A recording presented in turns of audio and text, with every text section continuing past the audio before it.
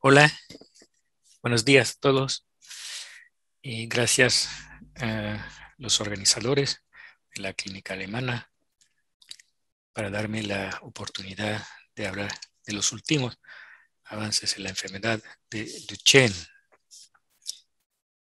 Um, Vamos a ver, en primer lugar, mis disclosures. Soy un médico, un clínico trabajando en el Instituto de Biología de París y también me encargo de la enseñanza en este instituto y en distintas escuelas de biología a través del mundo. Para quienes no son tan familiares con la noción de enfermedad neuromuscular, es el diagrama solo para recordarles que son un montón de enfermedades neuromusculares que son en relación con un trastorno de la unidad motora. Y como se ve aquí, dentro de ellos hay una enfermedad muy particular que se llama la distrofia de Duchenne, que es una afectación primaria de la fibra muscular y que resulta en una debilidad muscular y una muerte temprana, como lo vamos a ver. Es el resumen del fenotipo y de la historia natural de la enfermedad, que es una enfermedad bastante frecuente en los niños y que es la más frecuente de todos o todas formas de distrofia muscular. Afecta a un niño, un varón, cada 3.000, 4.000 nacimientos. Las mujeres pueden ser afectadas, pero son muy raros los casos, pero cuidado con eso. Y la causa de la enfermedad es la deficiencia en la distrofina, una proteína mayor de la fibra muscular, y que da lugar a la deterioración y la debilidad muscular, y que los niños conocen un declino, un descenso continuo en muchas funciones del cuerpo, del organismo, sobre todo a nivel muscular, pero también a nivel del corazón, a nivel de la cognición y tal. Tal forma que los síntomas de la Duchenne incluyen un descenso casi continuo, como le dice, de la performance, de la competencia física, con problemas a nivel respiratorio, también cardíaco, y que todo eso resulta en una muerte temprana, alrededor de los 20 años, 25 años. Aquí vemos la historia natural, que es bastante bien conocido. Esos niños nacen casi normal, presentan algunos síntomas de forma de debilidad, hipotonía, pero es difícil de detectarlo tan temprano. La verdad es que cuando tienen 13, 3 o 4 años, se desarrollan síntomas de debilidad muscular, como la dificultad para caminar, para subir las escaleras, presentan uh, muchas ocasiones de falar. Y también a partir de eso presentan una anomalía del camino, ganteaban, presentan dificultades para estar con los otros niños de la misma edad y tal. Y todo va a empeorarse poco a poco y van a perder la marcha alrededor de las 10 o 12 años. Depende de si toman o no toman esteroides, por ejemplo. Y luego va a aparecer síntomas respiratorios como dificultad para soplar, para tosar también. Presentan neumonías, neumopatías, problemas infecciosos. Y poco a poco también, y en paralelo, el corazón va a presentar un fallo. De tal forma que todo eso conduce a una discapacidad mayor dentro de los años y que resulta una muerte temprana. Aquí vemos la historia, bueno, de la Duchenne, de la enfermedad de Duchenne, del punto de vista histórico, es decir, como desde el concepto de la enfermedad que Duchenne y los demás, porque no era el solo clínico a hacerlo. A partir de eso, la descripción clínica y después el descubrimiento de las secas, de la creatina quinasa y la elevación de esas secas en la enfermedad. Y en los años 80 la calzada al gen de la Duchenne y por último en el año 87 el descubrimiento de la distrofina, es decir, la proteína causante en la enfermedad, que era para nosotros un gran éxito de un punto de vista científico. Y desde esa época y casi durante 20 años, bueno, tuvimos mucha esperanza, pero los resultados a nivel clínico fueron muy pocos. Y solamente alrededor de los 2005, 2006, empezamos a hacer estudios clínicos, es decir, para probar algunas drogas de interés, como por ejemplo el exon skipping o la terapia génica, y vamos a verlo. De tal forma que al día de hoy, en el año 21, tenemos por lo menos 4 fármacos que son aceptados y validados por la FDA en los Estados Unidos, que son aquí el Golodiecen, el Viltoliecen, y vamos a detallar todo eso. Y también otro fármaco que se llama Ataluren, que fue también autorizado, no en los Estados Unidos, pero solo en Europa. El problema con la distrofia de Duchenne es que se trata de una proteína, bueno, la proteína causante, la distrofina, como se ve aquí, es una proteína bastante grande, con muchos exones, muchas ácidos aminé, y bastante complejo porque interactúa con la membrana muscular y con otras proteínas musculares alrededor. Su función y su papel están bastante conocidas, pero no tan conocidas, debió decir. La verdad es que sí debemos ver, si queremos ver la presencia de la distrofina a nivel del músculo, hacemos una biopsia muscular, como aquí, y vemos bien que en un control, es decir, en un ser humano normal, se ve bien la distrofina alrededor de la membrana muscular. Y lo que pasa en la Duchenne es que falta totalmente la distrofina en la membrana, resulta que no ve nada.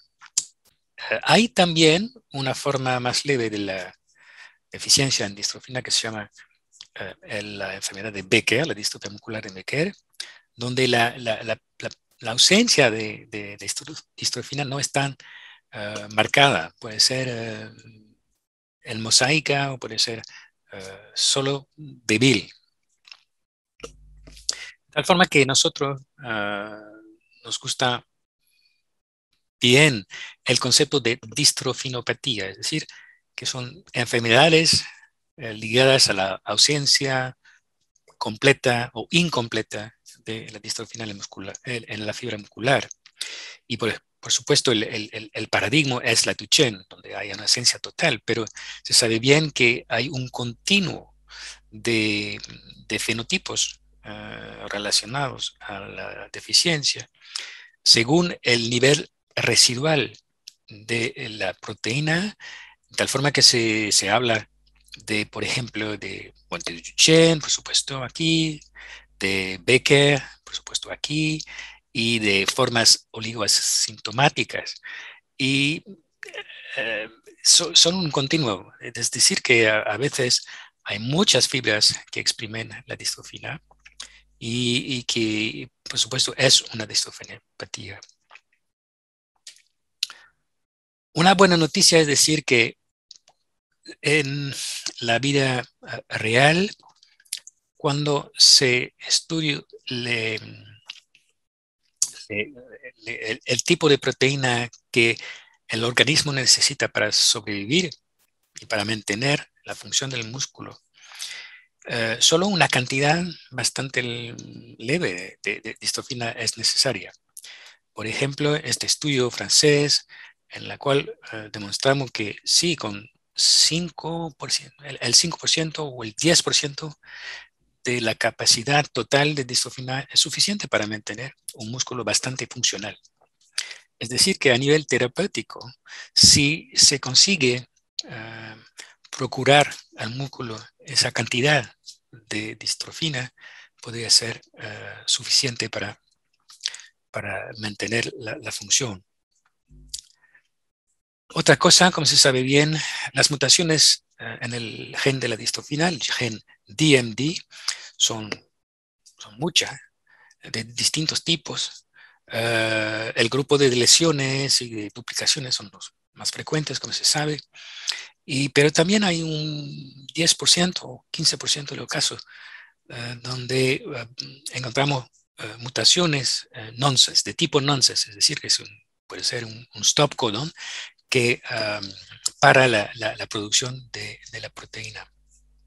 Y también hay un pequeño porcentaje de otros tipos de mutaciones que son muy raros, pero por las cuales no se puede hacer mucho. El mensaje acá es que se debe conocer en cada paciente con Duchenne y con precisión el tipo de mutación de que se trata, porque ahora tenemos terapias customized, terapias, es decir, específica para cada tipo de mutaciones. Es importantísimo saberlo. Y es la estrategia terapéutica del momento en la enfermedad de Duchenne, que atravesan dos vías. La vía clásica, es decir, que depende de la distrofina, y con nuestras drogas, nuestros fármacos, vamos a influir la producción de la distrofina. Y por eso tenemos dos subtipos de estrategia. La terapia molecular, que es mutation specific, es decir, que por ejemplo con el Ataluren se puede combatir las mutaciones non-stop. Con la estrategia de salto de exón, también se podría luchar contra las deleciones en general. Y por otro lado, una estrategia que maneja todos los tipos de Duchenne, cuando por ejemplo, se prueba de reemplazar el gen entero o parte del gen con un virus, es la terapia génica, o con la edición del genoma con la CRISPR-Cas9.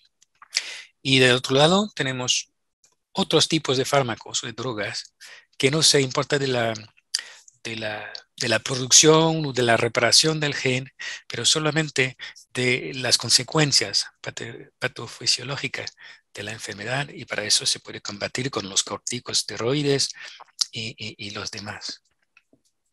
Aquí se ve bien las distintas intervenciones en la Duchenne, son intervenciones teóricas, se debe decir, utilizando virus o no utilizando virus, o utilizando también células, pero en este tema es un poco difícil porque los avances son muy pocos y hay mucha controversia en eso, pero yo creo que sí, puede ser una solución, una terapia del futuro, pero en este momento no se puede aconsejar a los familiares y a los médicos de prescribir este tipo de trasplantes celulares. Y por supuesto, al tercer nivel, el dominio de la farmacoterapia, donde se encuentra bien los esteroides, pero muchos más, como la miostatina, hablaré un poquito de la tamoxifena también, que es interesante. El mensaje acá es que hay una variedad, una gran variedad de intervenciones, de terapias, puede ser también terapias de combinación, es decir, usando dos o tres de esas vías terapéuticas. Y vamos a ver lo que pasa con la terapia génica y en particular la historia de la mini y microdistrofina. Como se sabe, el gen de la distrofina es un gen gigante, larguísimo. Y, pero la buena noticia es que dentro de esa proteína son zonas que no importa mucho para la función, que se puede descartar, suprimir y ver cómo se comporta la función de la proteína, de la distrofina en este lugar. De tal forma que reduciendo el tamaño de la distrofina, se puede mantener una forma de actividad aceptable para la función y también un tamaño aceptable también para, por ejemplo, incorporarse en un virus. Y de tal forma que desde hace muchos años se conocía bien la posibilidad de establecer o de crear um, mini distrofina, por ejemplo, o microdistrofina, que son muy pequeñas, pero son interesantes a nivel terapéutico. Y el mensaje es que, bueno, los viruses que nosotros conocemos hasta ahora, como el AAV, el Adeno Associated Virus, puede incorporar solo 4 o 5 kilobases de material genómico. Es decir, que es demasiado pequeño para incorporar el gen, por ejemplo, entero de la Duchenne, es decir, el gen entero de la distrofina. Tal forma que utilizando una microdistrofina, como en este estudio francés, se ve bien que, bueno, sí, se puede incorporar todo eso en el virus. Aquí es el virus de tipo 8 y para eso necesitamos un promotor, necesitamos la distrofina reducida, el gen, bueno, o parte del gen de la distrofina reducida y otras cosas para mantener la duplicación de ese producto génico dentro del virus y después dentro de la fibra muscular. Todo eso es bastante bien conocido. Se sabe que la terapia génica funciona en el animal, por ejemplo, y lo demostraron los investigadores de Francia y de Inglaterra hace un par de años con los perros que cuando se le inyectan una forma del gen reducida del gen de la distrofina a nivel loco regional, y como se ve bien, aquí es el perro natural, el perro normal, se dice, y si es el modelo canino, es un perro con la enfermedad de Duchenne, y cuando se hace la terapia génica con una microdistrofina y dentro de un virus adeno tipo EEV tipo 8, se ve bien la reexpresión casi completa del transgene, es decir, de la distrofina. Para nosotros es un resultado fantástico. Y todo eso es tan sostenido con tiempo, es la otra buena noticia, es decir, que 6 meses, 2 años, 3 años atrás, se ve también la presencia de la proteína dentro de la fibra muscular del perro. ¿Ok? Basado sobre esos resultados, un par de empresas farmacéuticas decidieron de empezar programas de desarrollo clínico con la mini distrofina o la microdistrofina, y vamos a verlo, son por lo menos cuatro empresas en este momento, pero yo creo que van a añadir otros laboratorios en el futuro próximo. Por ejemplo, la empresa muy involucrada en el tema de la terapia génica en las distrofias musculares en general es la empresa o el laboratorio Sarepta, que tiene muchos programas para la microdistrofina. Por ejemplo, los primeros ensayos en el ser humano fueron conducidos hace un par de años. Utilizan un ave con un ave de tipo un poquito especial porque viene del mono. También su promotor es un poquito específico y también. Y utilizan una carga viral bastante elevada. Hicieron un ensayo, como dice, que no fueron controlados, pero bueno, eran controlados, pero no eran randomizados.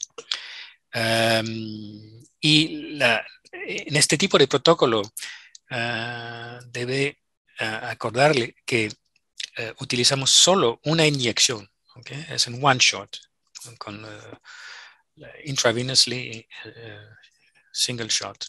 Es decir, que no se puede, bueno, no necesita una segunda o tercera inyección, pero por otro lado, no se puede inyectar otra vez, porque es como una forma de vacuna contra el virus y cuando hacemos una segunda inyección no funciona porque hay anticuerpos dirigidos contra el virus y a veces contra la proteína.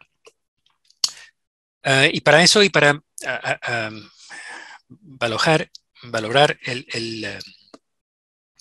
el impacto de la terapia, utilizamos un par de métodos a nivel biológico también y también a nivel funcional como la North Star Ambulation Assessment. Y bueno, era la primera parte del ensayo con un número muy limitado de pacientes, pero ahora hay una fase 2 y una fase 3 y todo eso es bastante prometedora. Lo hicieron primero en los Estados Unidos, pero están extendiendo el ensayo en Europa. No sé cómo se pasa con Latinoamérica. Yo creo que sí también eligieron algunos sitios de ensayos clínicos. Pero la idea es incorporar más pacientes de Duchenne y probar la terapia génica en esa población. A nivel del outcome, es decir, de los resultados, bueno, no son tan malos. Hay una buena, ¿cómo se dice? Expresión de la distrofina, pero a nivel estadístico, bueno, la diferencia entre el grupo tratado y los grupos no tratados no eran tan marcados. Es decir, que tenemos más pacientes probados para la terapia, para concluir algo. La segunda empresa muy implicada en este momento es la Pfizer, ¿okay? Que utiliza no una microdistrofina, pero una mini distrofina. Es también una distinción, es una diferencia. Utilizan una ave de tipo 9, ¿okay? Distinto de la de Sarepta. Y hicieron también un par de ensayos con 15 varones de Duchenne para empezar y luego incorporando más pacientes. El problema es que encontraron un par de pacientes con problemas, bueno, serious side effects, ¿okay? Y en particular un síndrome de activación del complemento, que puede ser muy grave, de tal forma que en este momento están, bueno, muy cuidados con el tema, persiguen el ensayo, pero necesitan vigilar el protocolo, necesitan, por ejemplo, vigilar a los niños al corto plazo, por supuesto, pero también a lo largo plazo. Y es un update, una actualización desde un par de semanas, que ahora el producto tiene un nombre muy complicado, pero es el nombre oficial, Fordadistrogen Mova-Parvovec, y que también están embarcando en un ensayo de fase 3, también con una randomización, incorporando a 99 Duchenne, pero la distinción es que son ambulante, es decir, que pueden caminar. ¿Okay? Es una restricción y también hay una restricción a nivel de la edad, ¿sí? que debe ser entre 4 y 7 años de edad. También el focus es para los Estados Unidos para empezar y están extendiéndole el estudio en Europa y probablemente también en Asia, pero como se sabe, con la pandemia es muy difícil o es más difícil plantear y organizar a los ensayos clínicos. Y por último, quisiera decir algo de nuestro programa, porque en Francia y con la FM y la Teletón hicimos un estudio, bueno, clínico, bueno, empezamos el estudio clínico hace un par de semanas con una microdistrofina y una ave tipo 8, yo creo, y con una inyección sola. Y el problema es que, bueno, el chico que recibió el transgene, bueno, la microdistrofina presentó un síndrome de miositis, pero no a lo corto plazo, pero a lo largo plazo, después de 4 o 6 semanas, 2 meses casi, después de la inyección inicial. De tal forma que en este momento decidimos parar, suspender el ensayo para comprender, para entender más lo que pasó con este tipo de problema. Todo eso es para, vamos a pasar eso, para concluir diciendo que la terapia génica en general es ciertamente un método de futuro, porque es muy poderoso, notablemente a nivel biológico, como lo hemos visto. Pero a nivel clínico se debe demostrar todavía que sí es útil o no. Pensamos que sí, pero necesitas más pruebas para ellos. Pero el problema mayor con la terapia génica en este momento es el problema de la security, la seguridad clínica. Y la verdad es que encontramos muchas más veces problemas de tipo inmunitario con la terapia génica que con los saltones de exones, por ejemplo. ¿Okay? Algunas palabras sobre otras vías de tratamiento para la Duchenne es el salto de exón, y voy a dar un par de slides sobre, por ejemplo, el eteplirsen, que es un fosfodiamidate morfolino, es un producto de saltón de exones, pero de tipo morfolino, y que puede ser muy útil en particular para combatir deleciones en el gen de la Duchenne. Y para eso necesitamos seleccionar, elegir muy bien los pacientes que tienen cualquier tipo de mutación, de lesión, y lo hacemos con una inyección IV, intravenosa, cada semana. O sea, es un problema para los pacientes y las familiares, seguir el tratamiento cada semana, ir al hospital y tal. Y la verdad también es que solo una pequeña población de los pacientes de Duchenne pueden recibir este tipo de fármaco, ¿ok? Porque está, por ejemplo, focusando, es decir, foqueando al exón 51, como lo vamos a ver. ¿Cómo funciona este tipo de de terapia, bueno, ¿cómo se sabe? El ARN mensajero de la distrofina, por ejemplo, y el ribosoma pasa, lee todo eso y produce una proteína, es decir, una distrofina de tamaño normal y de función normal.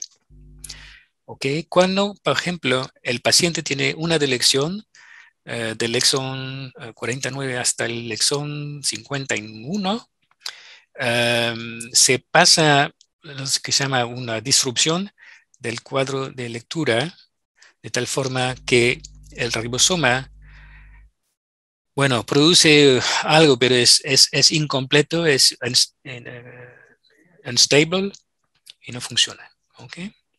Y con el saltón de exón, sí se puede saltar el exón 52, se puede reutilizar el cuadro de lectura del ARN mensajero, y por eso con el PEMO, lo hacemos con el PEMO, y el ribosoma sí produce una proteína funcional, aunque un poquito reducida.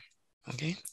Es importantísimo saberlo porque a veces los pacientes o los familiares o los médicos no entienden bien por qué no funciona la terapia a veces. Alors, el problema, como le dice, es que en este momento hay 3 fármacos o 3 tipos de fármacos con salto de exón que se encarga, por ejemplo, del exón 51, del 53 y del 45. Pero aniendo todo eso, solo cubren el 30% solo de las mutaciones de Duchenne, es decir, que es una subpoblación reducida de los pacientes. Es la situación a nivel, bueno, a nivel real, que aquí puse el nombre del fármaco, el laboratorio aquí que lo produce y el estatus a nivel de la FDA. La FDA es la agencia regulatoria de fármacos en los Estados Unidos. Y como se ve bien que son cuatro de ellos que son aceptados y utilizados en los Estados Unidos o en Japón, por ejemplo. Pero son muchos más en el pipeline. Por ejemplo, en la India tienen un programa muy interesante. En Francia también con otro tipo de oligosentidos, oligonucleótidos antisentido, y también con PMO de última generación, que son también en el pipeline. Todo eso es muy interesante. Hay un montón de ensayos clínicos con el TPOCen, pero también con los demás. No voy a comentar todo eso. La verdad es que sí, a nivel biológico funciona bien. Se ve el aumento de la producción de distrofina a través del Western blot u de otros tipos, otros métodos de cuantificación de la proteína. Y a nivel clínico, bueno, sí, parece que a lo largo plazo también hay una diferencia entre los niños que toman o que reciben la terapia y los que no la reciben. Y también son a nivel de los scores funcionales, también a nivel respiratorio parece útil y beneficioso para los pacientes. Este estudio, por ejemplo, es interesante porque muestra bien que a lo largo plazo, porque empezamos a tratar a esos pacientes con eteplioxena hace un par de años y que ahora tenemos más de 5 años de tratamiento, y que sí, a lo largo plazo parecen conseguir un impacto, lograr más cosas a nivel de la debilidad muscular, es decir, que puede ser más exitoso a lo largo plazo. Es la misma historia también cuando cuando comparamos los pacientes que toman o que no toman el eteplirsen y que le comparamos con la pérdida de marcha, por ejemplo, la edad de pérdida de marcha sí, hay una diferencia en favor del tratamiento. Alors, unas, porque, ¿cuál es el tiempo? Sí. Am, algunas palabras sobre drogas del futuro. Am, no hablé mucho de los esteroides, pero son el gold standard de tratamiento, no se sabe, en la Duchenne. Pero lo importante también es que hay nuevas terapias y fármacos como la vamorolone que son parecidos, pero un poquito distintos de los clásicos esteroides.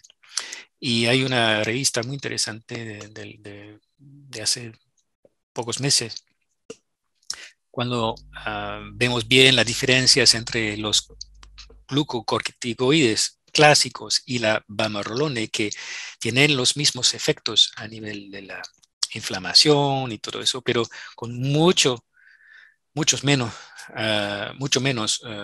side effects que son más aceptables. ¿Okay? Otro ejemplo del uso de fármaco clásico es la tamoxifeno, que es una molécula anciana que utilizamos en el cáncer, en oncología, el cáncer de mama en particular, que la seguridad en los millones de pacientes que recibieron el fármaco parecen excelentes. Lo importante es que demostramos hace un par de años con Olivier Dorchy en Suecia que el modelo de ratón de la Duchenne beneficia mucho del tamoxifeno, ¿okay? Con una casi reversibilidad del fenotipo. De tal forma que desde hace ahora 2 años empezamos un ensayo clínico a nivel internacional para demostrar el impacto potencial de esa droga, que es muy barata y potencialmente muy eficaz en la enfermedad. Pero en este sentido se debe esperar un poquito, porque las familiares tienen tendencia a utilizar el fármaco sin cuidar, es decir, porque es muy fácil conseguirlo, pero es también un fármaco potente, ¿eh? Es decir, que se debe, en mi opinión, esperar un poquito. Es el mecanismo de acción del tamoxifeno a nivel de la Duchenne, no voy a demostrarlo, pero que es muy interesante. Y por último, quisiera decir dos cosas sobre el gene editing, es decir, la edición genómica, que es un método fantástico para reparar una anomalía génica y que se poco a poco utiliza en el tema de las enfermedades neuromusculares. Y en este sentido, por ejemplo, los trabajos de Eric Olson en la Universidad de Texas, USA, es un pionero en el tema. Hasta el día de hoy no hemos intentado nada en el ser humano, solo en los ratones y en los modelos animales, pero parece muy, muy interesante y que va a producir dentro de unos o 2 años un ensayo clínico, yo creo. Y la última palabra, es decir, que a pesar de todas estas terapias génicas de los oligonucleótidos antisentido, de la edición genómica y todo, lo más importante es los standards of care, ¿okay? Es decir, la necesidad de cuidarse de la respiración, de la función cardíaca, de la ortopedia, de la nutrición y todo eso, que pueden ganar muchos años de vida en la enfermedad de Duchenne. So, es importantísimo hacerlo de manera multidisciplinaria para el éxito del paciente. Y mi conclusión, sí, la enfermedad de Duchenne es una enfermedad causada por la deficiencia total de distofina, que empezamos a ver el debut, el empiezo de la revolución, porque es una verdadera revolución terapéutica en la Duchenne, que es un perfecto ejemplo de la medicina personalizada. Sabe bien que tenemos por lo menos cuatro oligonucleótidos aceptados, por lo menos en los Estados Unidos, pero que solo cubren una parte del rango de pacientes que tenemos. Cuidado con la terapia génica, yo creo que es un producto del futuro, pero cuidado con la seguridad. Y yo pienso que sí, soy optimista para el resto del futuro, yo creo. ¿Okay? Y nunca olviden que la standards of care es muy importantísimo. Ok, vale, gracias a todos por su atención y tendremos un par de cuestiones, de preguntas. Gracias.